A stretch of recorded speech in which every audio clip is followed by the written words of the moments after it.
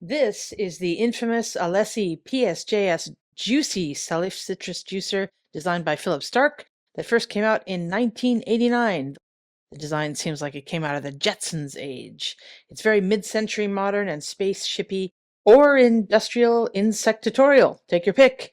Either way, this household appliance made of mirror-polished aluminum casting is sleek and sexy, in my humble opinion. To the people who don't like the design, I'm sorry, I can't relate.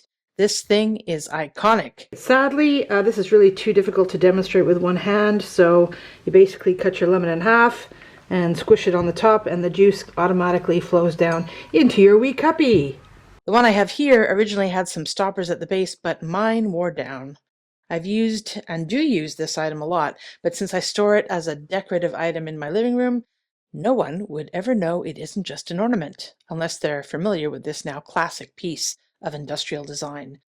The price is a tad cheeky, but that's not out of sync with the quality products that come out of the Alessi brand. Mr. Starck designed this well, as it can accommodate many sizes of citrus fruits, and the vertical columns and narrowing base perfectly direct juice into any cup or small bowl you place at this thing's feet.